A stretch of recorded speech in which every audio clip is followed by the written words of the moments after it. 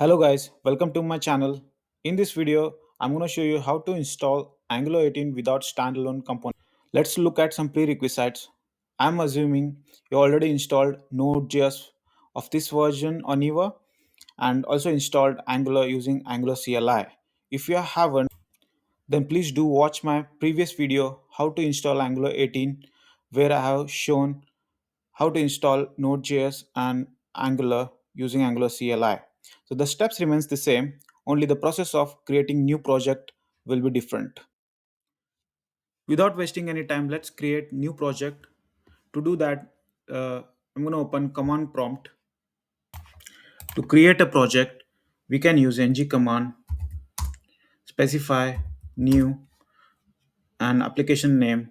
You can give any name. I'm gonna give test Angular and specify. We don't need standalone, so specify standalone false,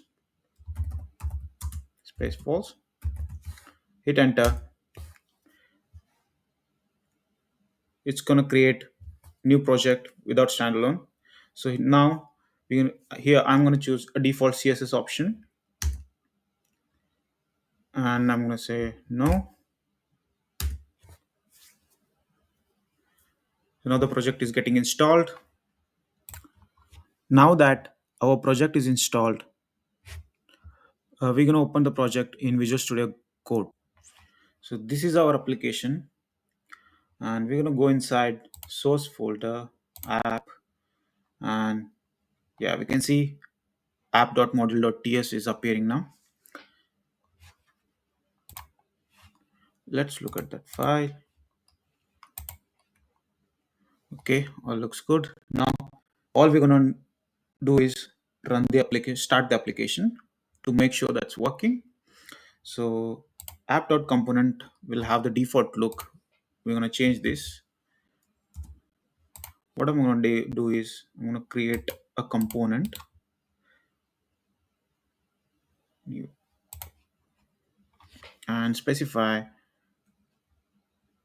component name using ng command, ng generate component, and call this as home component.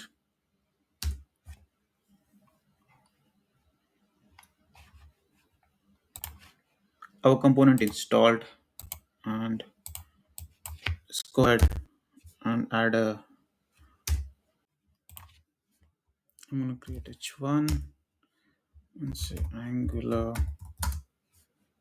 without standalone. Save it. Let's save this and call this in app.component. I'm going to say app home. Note that we didn't get any error as in the previous video because Angular internal takes care of declaring it in ng module or in app.module. You can see it's already registered. So all that we're gonna now need is so ng serve to run the application. Let's hit enter. So build succeeded. So our project is available on this address. So I'm gonna just click this.